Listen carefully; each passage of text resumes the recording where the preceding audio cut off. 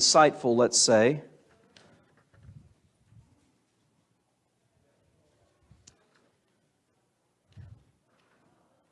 Get all my paperwork straightened out here. Okay, so we've been looking at these objections to intelligent design, theism, however you want to say it. And tonight we're going to look at the last two. But I want to start off by showing you an image, because one of the things that we've talked about is origins. The origin of life, the origin of everything. I mean, the origin of matter itself. And, we are told of common ancestry, aren't we? That we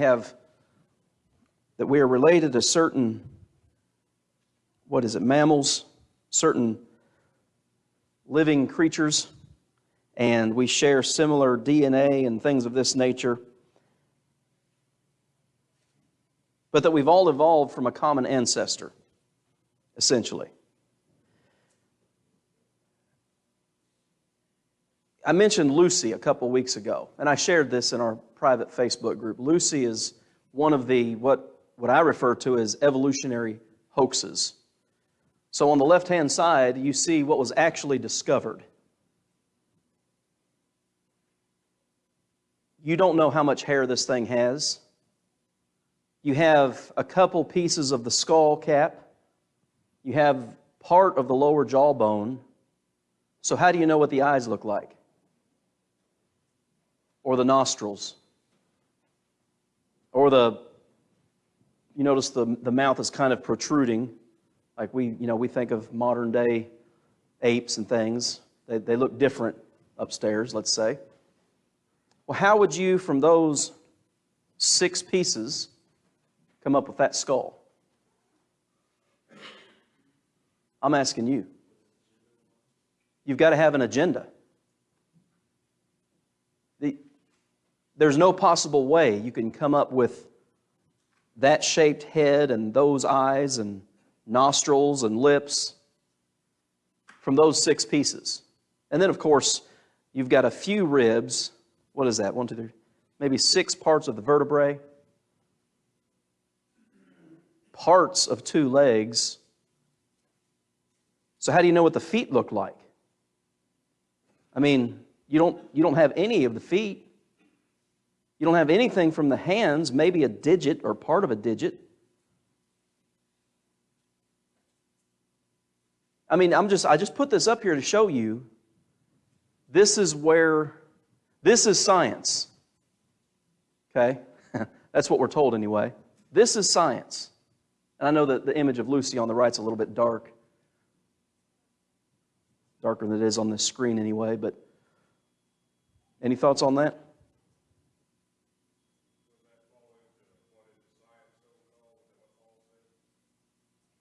Is that 1st or 2nd Timothy? Science so-called? Yeah. And somebody look that up. False science. It's in one of the Timothys.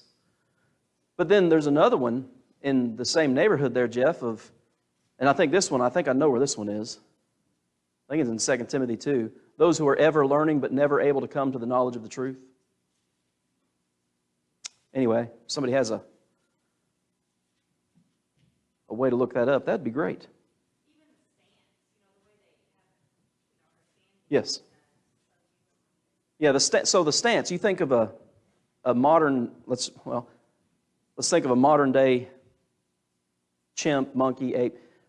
Their pelvis is totally different than a human pelvis. And the hip joints where they join into the pelvis are at a different location because they've got shorter legs. Most of their weight, most of their load bearing is directly on their knees. Ours is a little to the outside, down the outside of the femur, the outside of the knees. Theirs is like straight down from their hips because they're as I think Brother Bland called them, knuckle draggers. That's what they are. They're made up completely different. So at what point in time and how long did it take for the pelvis to shrink and rotate so that then the angle of the legs and the weight that is borne by the femurs, how long did it take all that to change? And why did it change? So This is science. Anybody find that? Yes, 1 Timothy. All right, read it.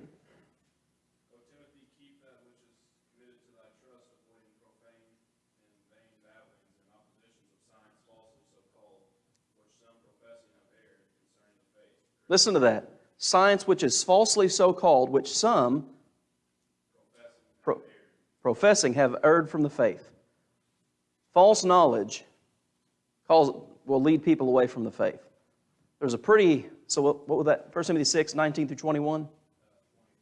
20 and 21. Okay, so you guys are not unaware, at least I don't think you are, that a lot of our young people leave the faith right after they leave home and go off to college because they're out from under their parents' roof. They're being exposed to things probably they've never been exposed to before. They're being taught things on a higher academic level than they've ever been taught before. And as we've said throughout this class, creationism, intelligent design, is not even an option. Somebody says they have a good imagination.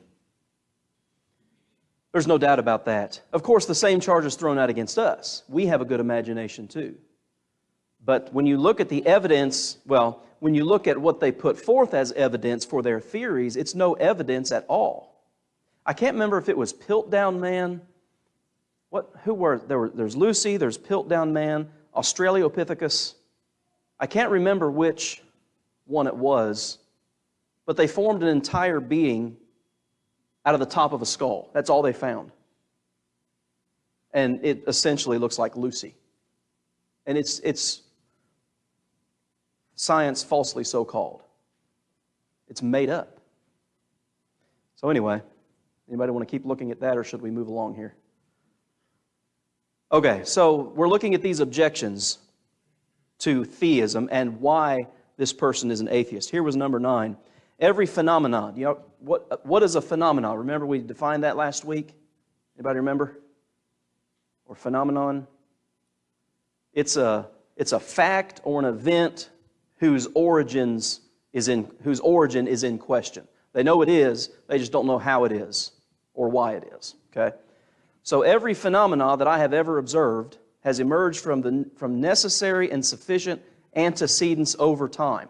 An antecedent is a thing that precedes another thing. So Lucy, we're told, would be our antecedent, essentially. All right? So every fact, everything that I have ever observed has emerged from necessary and sufficient prior things with over time without exception. In other words, I have never observed a phenomenon that was created ex nihilo. What does that mean? Y'all ever heard that one? Ex nihilo? Ex, out of, nihilo, nothing. This is, we don't use that word every day or ever. I have never observed a phenomenon that was created out of nothing. That is, instantaneously came into existence by the solitary volition of a deity. I want to do a couple of things here. A couple highlights. Number 1, antecedents. Okay, again, the things prior to what currently are. Well, in the evolutionary timetable, the Big Bang happened approximately 13.7 billion years ago. You and I are relatively young, approximately 250,000 years old.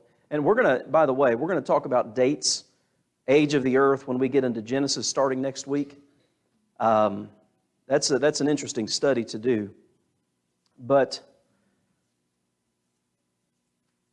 notice, and we've done this with every one up to this point, I have never, or I have ever. Well, who's the standard here? How old are you? What have you experienced? What do you know? Those are kind of questions that come into my mind. But then, why even include this part of that statement? I have never, let's read it without that last part. I have never observed a phenomenon that was created out of nothing that instantaneously came into existence. You don't need the last part. Why would you throw that in there? Because God's not an option. Science tells us that if you have nothing, what will you have in 13.7 billion years? you will have nothing. If you start with nothing, you will end with nothing. It takes something to make other things. And so, the instantaneously, okay, so we talked about biogenesis, the origins of life, life coming from non-life, sentient, conscious beings coming into existence out of what? Out of matter.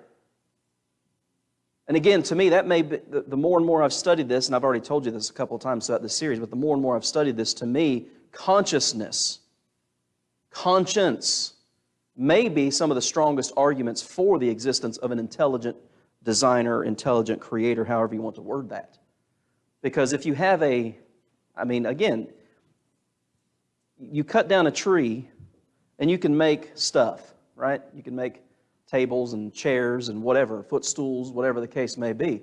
It will never come to life. It will never be sentient. It'll never be conscious. It'll never have a sense of ought or ought not. It just is. And over time, what will happen to that thing? It's going to go away. It's going to fall apart. That's called entropy. It runs out of energy. It decays. Maybe that's a good word to use. Is Bigfoot the missing link? I don't know about that. All claims of... Okay, so back to this real quick. Any thoughts on this particular point? The first part of that, okay, everything that is, let's leave out the word phenomenon. Everything that is, that I have ever observed, listen to this, has emerged from necessary and sufficient antecedents over time without exception. In other words, if something exists, something existed before it that caused it. Isn't that what this person's saying? So, what is that law called? The law of cause and effect. Every effect, every material effect, whatever thing you want to talk about, has something that existed before it and was greater than it. I agree. That's absolutely true.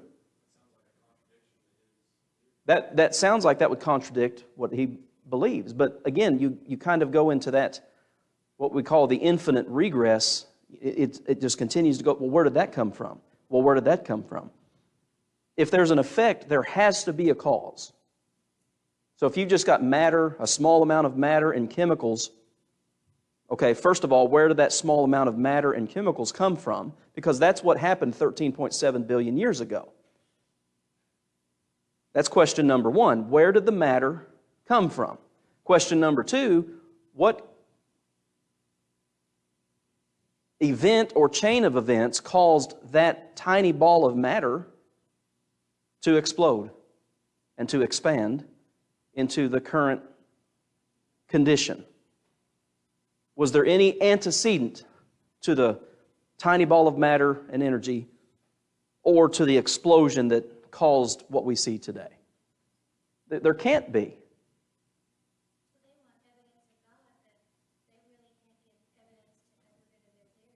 Right. There is no evidence. And see, that's the thing, and Timber kind of hits on something there. It's all about scientific method, isn't it? Testability. Can we test this in a lab? Can we repeat that test and come up with a consistent result? You know, you have a hypothesis, you have this theory, and you can take that theory into a lab, which to me is kind of funny if you think about it. They want to talk about the origins of life, and they've got living things experimenting with that, which to me just completely blows the theory of organic evolution out of the water. Anyway, you have all of that going on. You have all of these things being taught that contradict the very laws they claim an allegiance to. Science. And yet, intelligence and design and function and complexity, it's illogical to believe that there was someone complex and intelligent and functioning that actually brought it into existence. Anyway, anything further on this point number 9?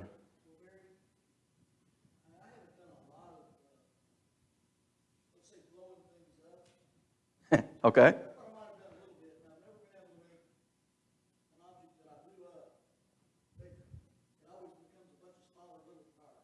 Yes. Yep. Yes. Order does not come from chaos.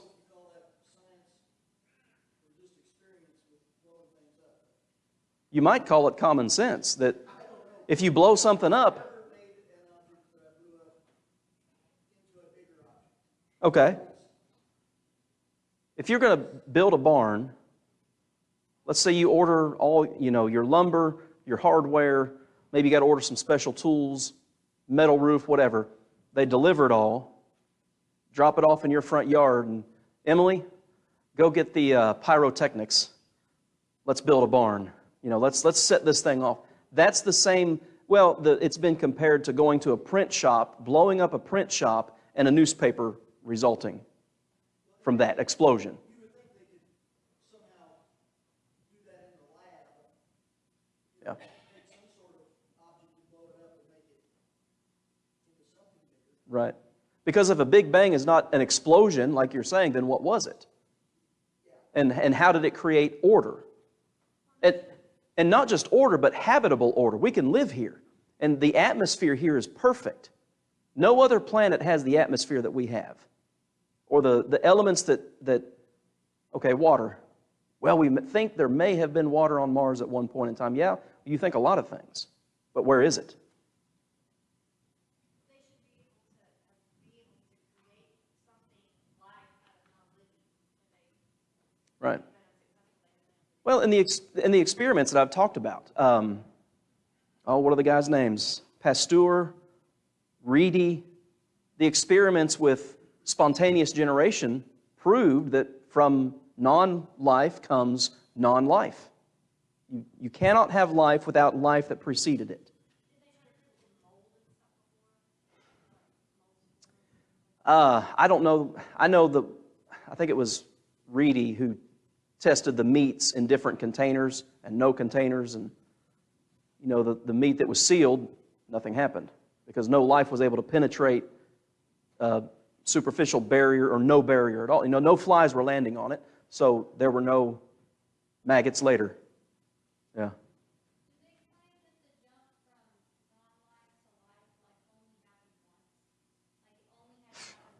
I don't know. I don't know how many jumps there are, and because that's a good question. I just don't know the answer to that. But the first jump from non-life to life had to be 100% successful, because any failure and the whole process starts over. But see, that's the thing. So we talked. Was it last week? God of the gaps. What's the God of the gaps? Y'all remember? Yeah. I don't know what happened, so God did it. Well, what do they use instead of God? Time. That's why it took 13.7 billion years from the Big Bang to where we are now. Because time, natural selection, natural processes, that's the explanation. But I don't know about that original jump from...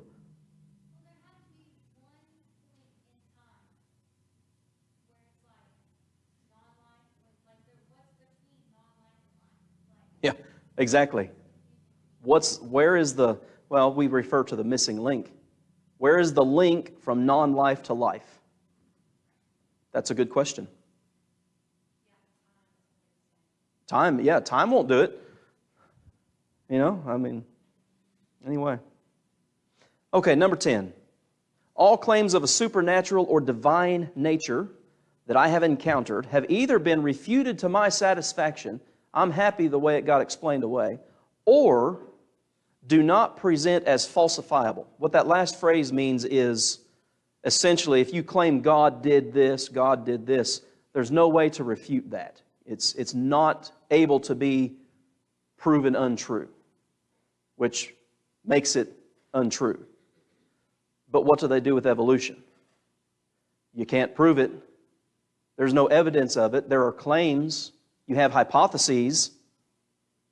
But you can't duplicate it. You can't test it. You don't get different results from the test that you're doing of life coming from non-life, let's say. It presents the same way. Yes. It's just evolution. Yeah. It's no longer a theory, which, a theory, you start out with what you think, and then you test it. You subject it to whatever experiments you think might produce your conclusion. But and that's one of the things we'll get to it in just a minute. You have to allow the evidence to lead you to the proper conclusion. You can't just jump from this is what I think, therefore this is what it is. You have to go through the proper channels to test it.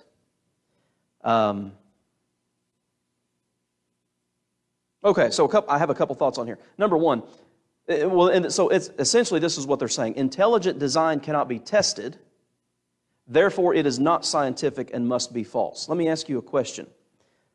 Can intelligence be tested? You ever heard of an IQ test? The intelligent quotient test? Can you test intelligence to find out whether or not it's there? It can be tested. Living beings, living matter, let's say, you can't test non-living matter to see if it will eventually become life over time. Again, that's unscientific. The processes of evolution are not testable, they're not repeatable, they cannot be proven with the scientific method. And so you look at a Bible verse like 1 Timothy 6, science falsely so called. You look at, and I referenced it earlier from 2 Timothy, those who are ever learning, I was wrong, I think it's 2 Timothy chapter 3, maybe verses 7 and 8. Those who are ever learning but never able to come to the knowledge of the truth.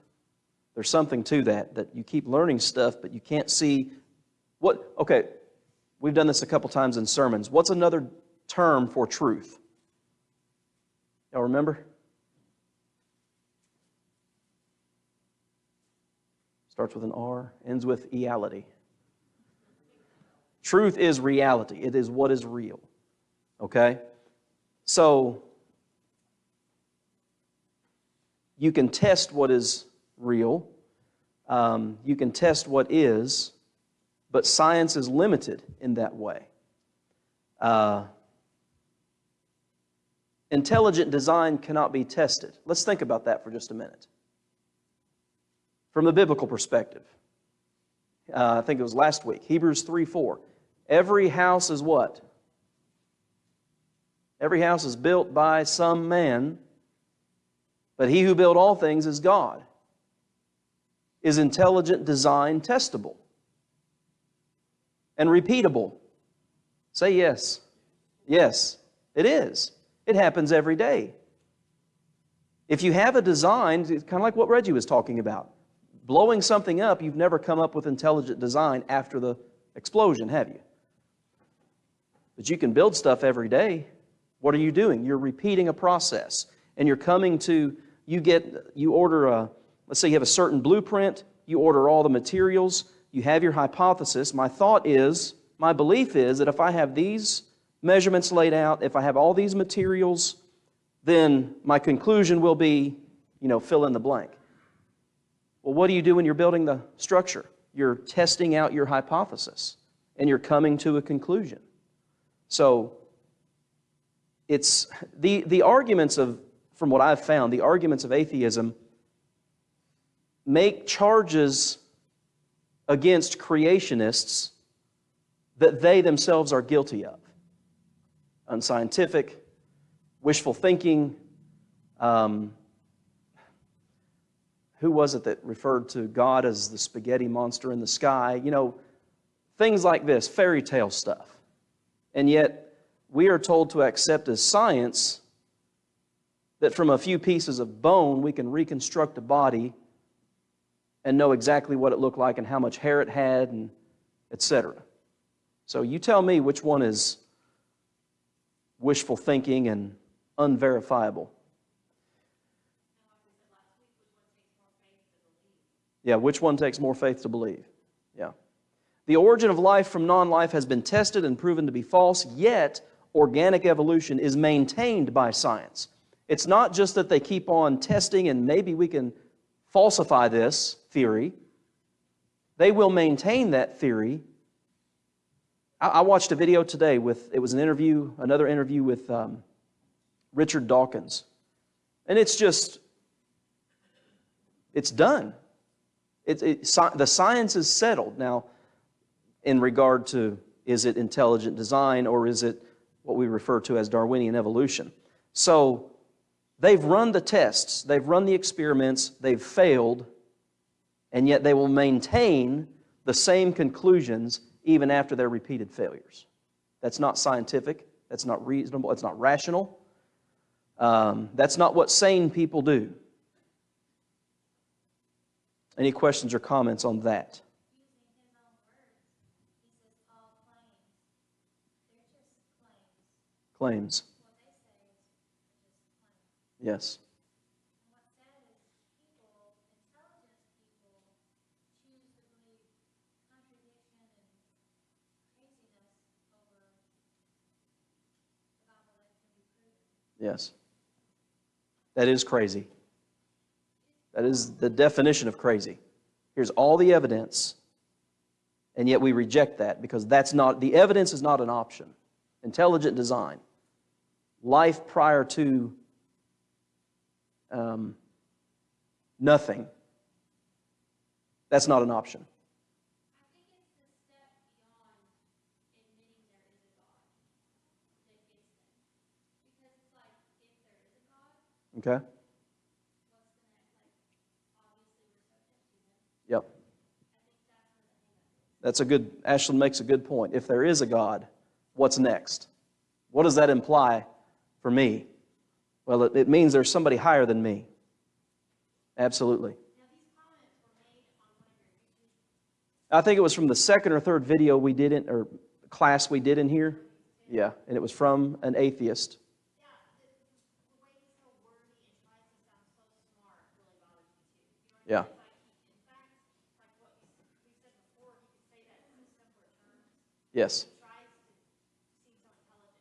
Well, It bothers me too. and several of the points, as we've pointed out, they're saying the same thing. They're just more wordy than the previous point. That proves nothing. Okay. So why theism? This is kind of where we'll end for the next few minutes. Why theism? True scientific thinking. And this is outside of religion, let's say. Just scientific thinking in general. Means following the evidence to any conclusion, and that's key, to any conclusion that is warranted by the data or the evidence.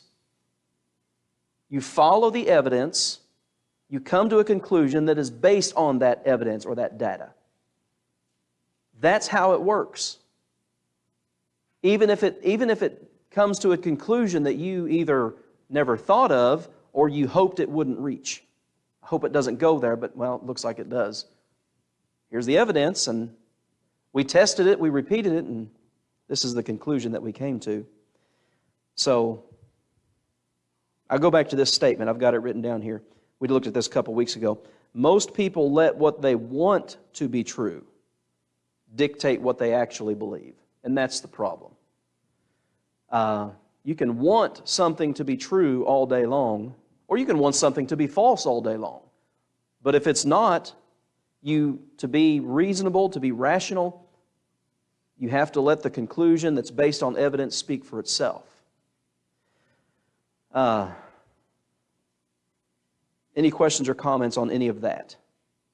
I think that's my last. Yeah. Any questions or comments on any of that?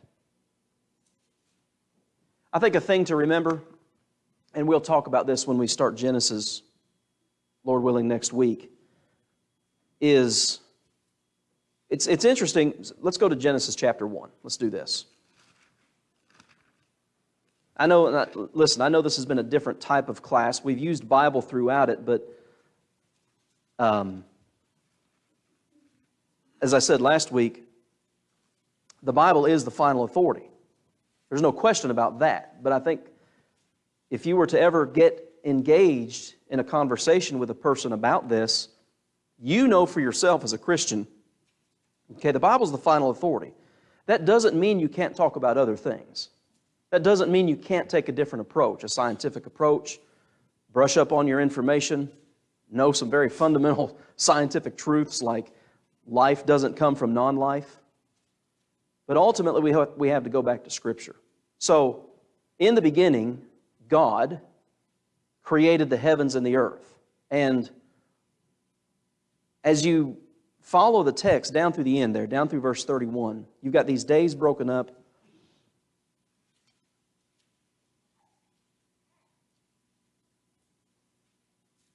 You see, 7 or 8 times in the creative process, it was good. An important thing to remember when you're looking at and this is one thing I'm going to do for our Genesis class too, is look particularly at the first 11 chapters and follow notice how those all the events and characters of the first 11 chapters, how they're verified throughout the rest of Scripture. Because what do people try to do with the earliest chapters of Genesis? We've talked about this. What do they try to do with the creation account and the flood? Long periods of time, or it's mythology. Kind of like what is it called? The Enuma Elish. You know, they're from various cultures, there are other creation accounts of different gods and different activities. Is there one called the Babylonian Epic? Trying to think of different things that I've read over the years. But anyway, you have all of these accounts in Scripture that verify what the earliest chapters of the Bible say. Okay, so for instance, 6 days of creation. I want somebody to turn over to Exodus chapter 20, please. And I want you to read Exodus 20, verses 8 through 11, because there are at least 2 theories that are not 6 24-hour days. Creation was not literal 6 24-hour day creation. Well, is there anywhere else in the Bible that would comment on that? Can we know for sure? Somebody read that. Exodus 20, 8 through 11.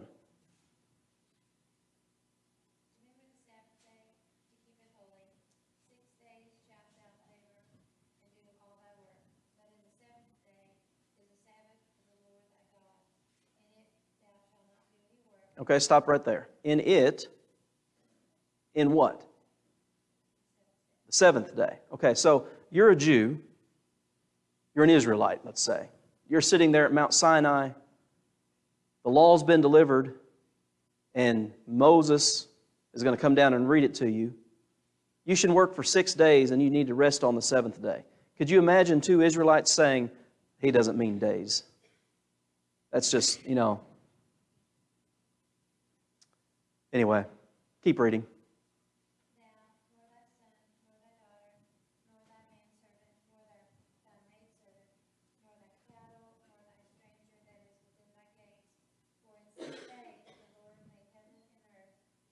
Huh.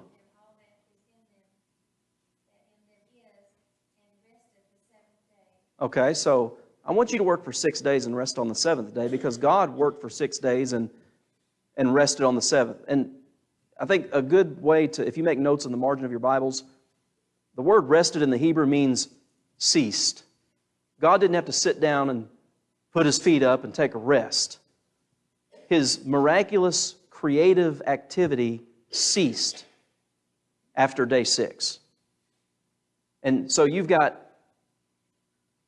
time from the events that are recorded in Genesis chapter 1 to the events that are now recorded in Exodus chapter 20, and the Israelites are instructed to work on 6 days, rest on the 7th, because that's what God did. We are told today, and I've even heard this within churches of Christ, guys, that the days are not literal days, or that I love this one, Well, 1,000 years is as a day to the Lord. So it's great expanses of time. They'll reference 2 Peter chapter 3 and verse 8. And that is not what that verse says. And if that's not what it says, then that's not what it means. It was either 6, so this is kind of the, we talked back, and this has been a few weeks ago. You guys remember the law of the excluded middle? A thing either is or is not. It's not anywhere in between. A thing either is or is not. God either created in 6 days and rested on the seventh, or He did not. So you have atheistic evolution. Okay, no God, no intelligent creation. But you also have theistic evolution. God exists, God started the whole creative process, but to fill in the gaps of Darwinian evolution, okay, God started it, but the evolutionary timetable is in there some way. Those are what are, and in fact, I've got a book in my library called Creation Compromises. That is a creation compromise. I believe in God. I believe that He started the creative process, but you have gaps of time in between the days, supposedly, they say, of creation. Somebody turn over to Mark chapter 10 and read verse 6. Because, okay, evolutionary timetable. How long has man been around, approximately? About 250,000 or so, it varies. But how long has everything been around? 14 billion years, right? So figure the difference between 14 billion and 250,000. That's not an insignificant difference. Is it, Jay? No. That's a big difference. All right, somebody read Mark 10, verse 6.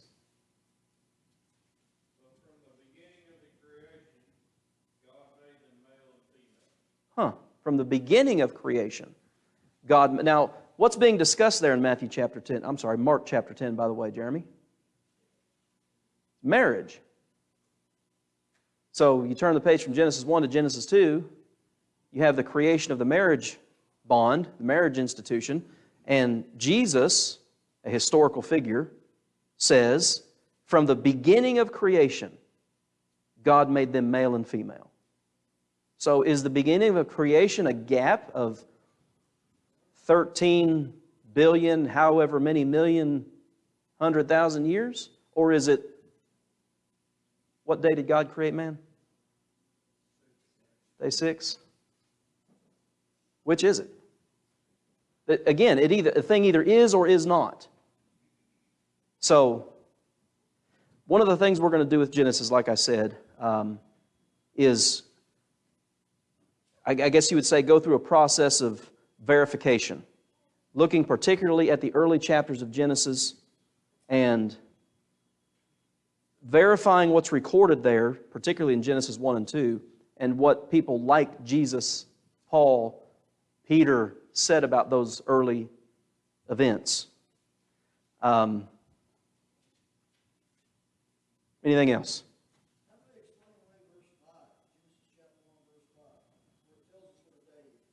The evening and the morning were the first day.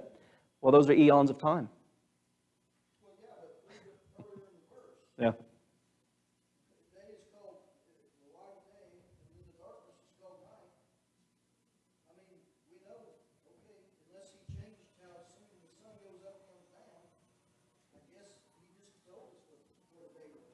Well, Reggie, you just don't know science. I mean, that's, yeah. Right.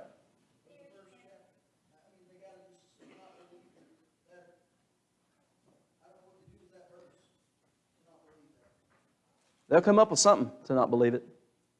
But that's a good point. And it repeats that throughout, doesn't it? The evening and the morning were the second day. The evening and the morning were the third day. It tells us what a day is. You know what I've often thought, though? If you were an evolutionist and you really believed that there was no God, you're an atheist, I would just live in fear all the time, because just think the earth has to be tilted just so-so, everything has to be perfect in order for us to even exist.